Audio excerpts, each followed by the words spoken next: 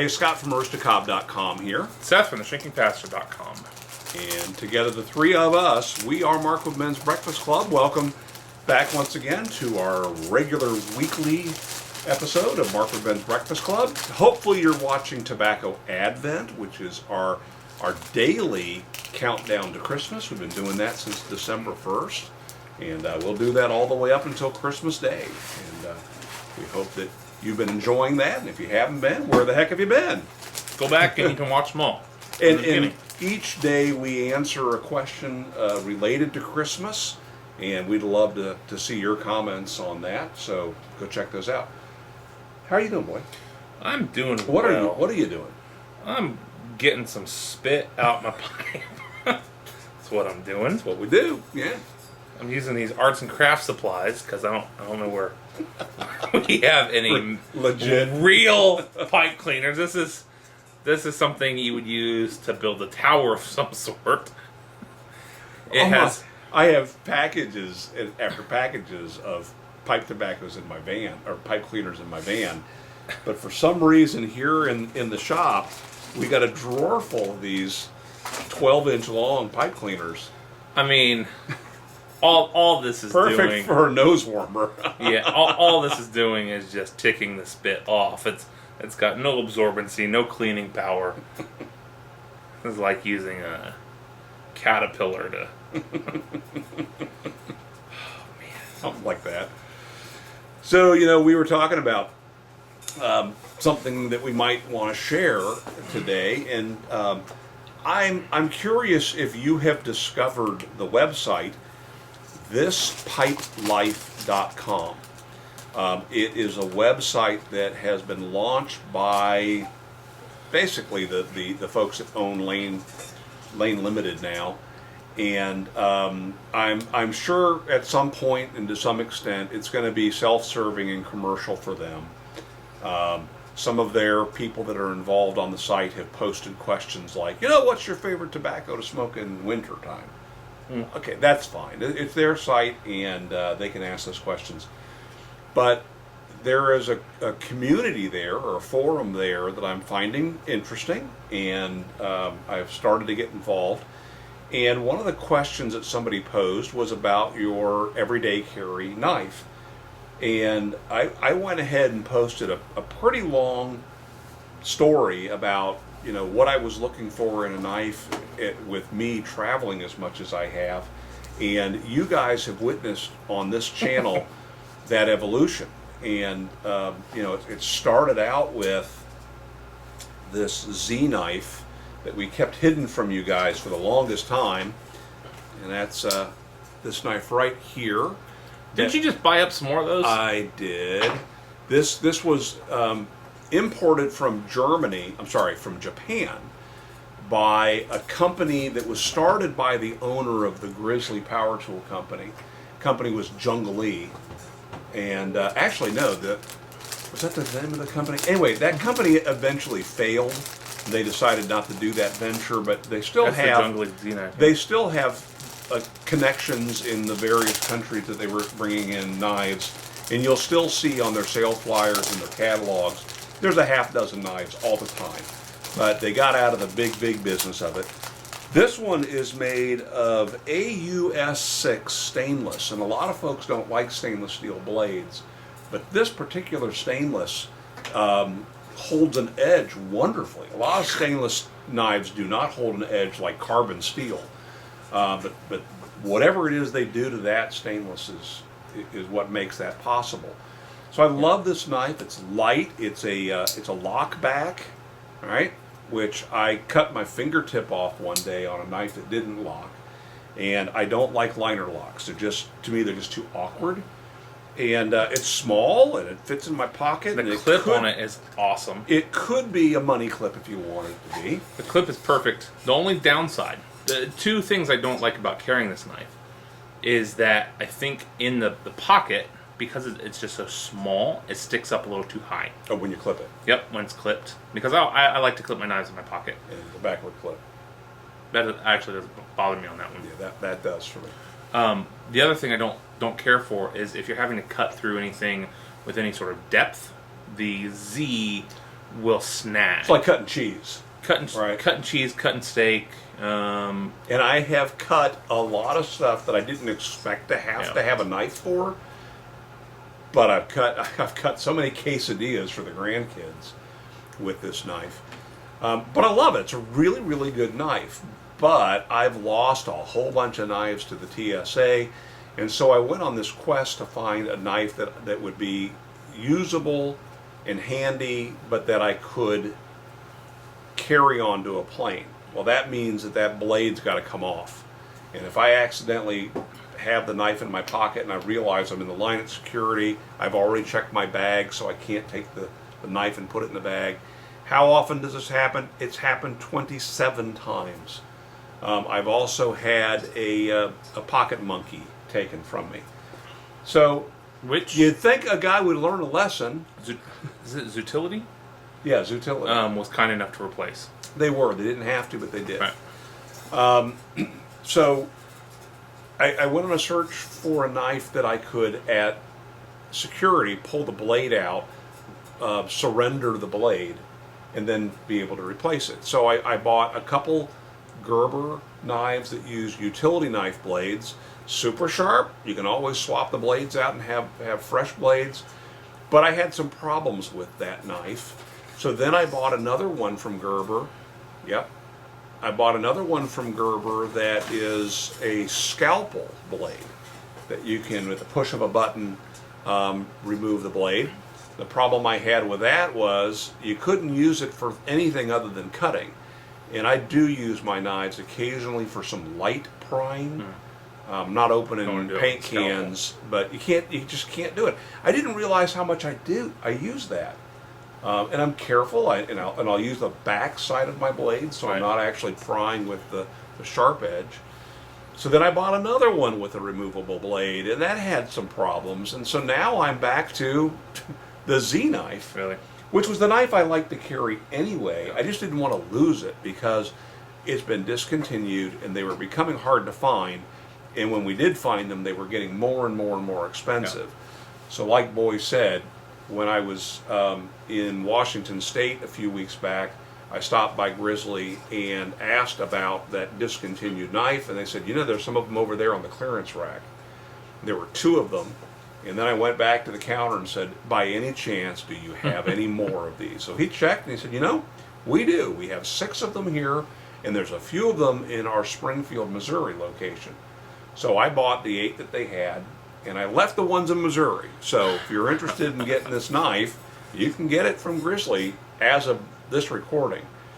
But anyway, so over on thispipelife.com, I left a pretty long response and explained that whole process in a little more detail about my criteria, the advantages and the disadvantages of each of those knives, and then where I've landed. Now, it's also the first comment I've ever left that I also put some links into the knives on Amazon, and I don't know if that's going to fly. So I left a note there for the admin folks that if they need to take the links out, I'm perfectly fine with that. Please don't ding me for having done that, because I went to their terms of use and I didn't see that. What they do disclose is they reserve the right to put links in themselves and to put advertising on their site. And of course they have the right to do that. But if you've not checked out that site, I would encourage you to do that, and maybe we'll run into each other over there. So that's what I wanted to share. How about you, Boy? What's going on with you? Well, I ran across something that I thought was fascinating, and I think some of you might find it interesting as well. We are just a few days away from Christmas at this point, and so this is something that you could give as a gift for somebody if you don't have one. It's a bit pricey though. I don't even know. I don't know where I stumbled upon it, but I landed on the website mysteriouspackage.com from the Mysterious Package Company. The Mysterious Package Company, first of all, everything about their website, everything about their experience is top notch. You go to their website, it is very mysterious. They've got some recommendations. Like Neil Patrick Harris and some other people recommend them. They Oh, have. and I tell you, I look to Neil Patrick Harris for most of my purchasing decisions. Well, okay, so the reason why I say Neil Patrick Harris That's is Doogie Howser. that's right, or Barney from How I Met Your How I Met Mother. Your Mother. One of the reasons why that one stands out to me is he is deeply into magic. He is or was at one time on the board of directors at the Magic Castle. Mm-hmm. He has talked before about escape rooms and escape room experiences. An escape room, if you're not familiar, is a room you go and you have an hour to escape from this room. And inside of the room are clues. Usually the rooms have some sort of a theme. So, And this is basically an activity you might do with a group. yes, with your family, it's not with going to be friends. something you'll do by yourself. You can do it with large groups usually. So like there's an escape room in Greensboro that has a zombie theme. And so within this room, you've been locked, you've been captured by a mad scientist, and you need to escape his laboratory. And inside of the room is a zombie with you. The zombie is chained on a wall, and every 5 minutes the zombie gets another link of chain and can get you. And so there are rules and parameters. And you're going around tearing books off of shelves. You're looking at looking for hidden messages, clues, anything that stands out, trying to find a way to escape from this room. And so he's talked about that. This is the Mysterious Package Company is almost like an escape room experience that someone will get to have in their house by themselves. And so, if you've ever Go into your bathroom and lock the door. if you've ever seen the movie The Game with Michael Douglas and Sean Penn, Oh yeah. this is kind of what it reminds me of. And so, what you would do, let's say I wanted to buy an experience for Homer. I would go onto their website. Now, on their website, in order to even get in to see what experiences are available, I have to become a member of the Mysterious Package organization, and you end up getting an email from the curator, and it all just plays into the atmosphere of what they're trying to create. And so, what I could do is I could I could purchase a package. One has something to do with an ancient World War II hidden treasure. One might have to do with a mad scientist who went off the rails. All of these. One might have to do with a dark and mysterious kind of vampire. So, is the package a physical package, or is the package the experience? Right. So the package that I would purchase is an experience, and so what you would receive, depending on the experience that I have purchased, is you would at some point in the future get a letter. So most of the packages have 2 letters in a actual package, and so you would receive a letter, and the letter is going to be theme appropriate. So let's say the mystery is World War II hidden treasure. Okay, so you might get a handwritten letter from somebody talking about the war effort. And it's like a letter from a soldier at war, and it is handwritten and has uses language of the time, and it's all weathered. The letter itself, the envelope is going to be weathered. It has a stamp that is appropriate to the region. Just everything about it is experiential. You would receive this with no prompting. It just shows up in your mailbox, and so within that are going to be some clues and some hints to maybe it's something that leads you to a search online, and that search might lead you to a 1995 GeoCities website that they have created for this experience, where you might learn a little bit more information. Now, is there at the end of this a Nigerian prince that needs some money? Could be. I actually got an email the other day. I went into my spam folder, and there's a soldier in Iraq who has found a treasure and wants me to hold it for him, $7.5 million. So I think I'm going to take him up on that. Sure. Oh yeah. Sounds no legit. brainer. And so 3 weeks later or a month later, you might receive another letter that continues the story. And then another few weeks or a month after that, you would receive a package. And a lot of these packages are like, excuse me, smallish wooden crates. Like an ammo crate or something like that? Like an ammo crate or like an Indiana Jones, like a wine cask that is filled with stuff. You might get final clues to figure out the mystery. You open it up, and you end up with some sort of a trinket that's a part of the story. Yeah. And then after that, you get a final letter that would let you know that we hope you enjoyed the experience. This experience has been provided by Seth. You know, and so they have.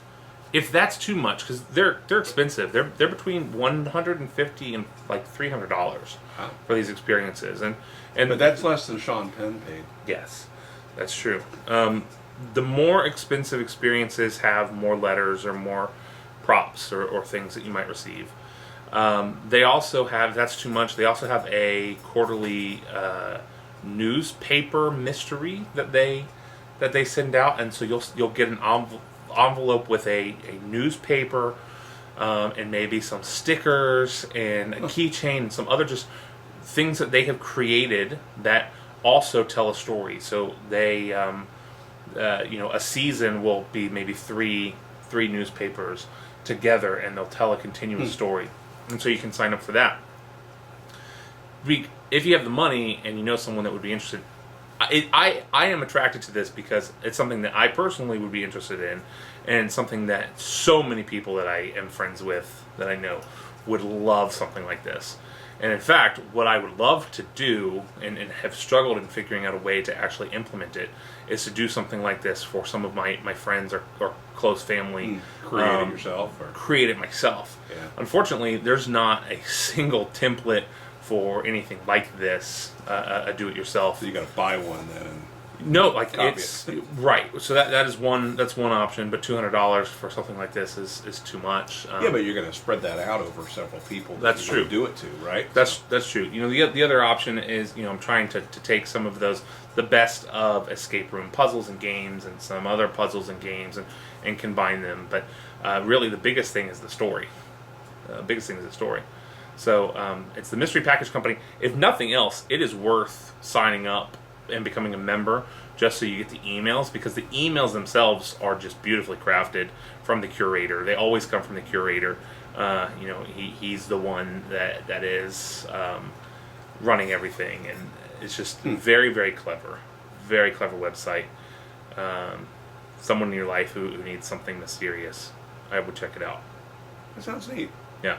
That sounds more interesting than the way you tried to explain it to me earlier. Yep, you're welcome. Thank you for working on that. Yep. And if you haven't seen the game, you should see the game. Oh, yes, you should. It is excellent. It's a very good show. Movie, I should say. Yeah. Well, cool. Thank you for sharing that, boy. You're welcome. So, how about you? You got anything interesting planned for Christmas gifts for people? Tell us about it. We're probably needing to get a few more gifts. Yes. I will check you out at thispipelife.com. We still have pipes at Aristocob, so if you're looking to buy some stuff for family, friends, or yourself, check that out. And besides that, one last thing.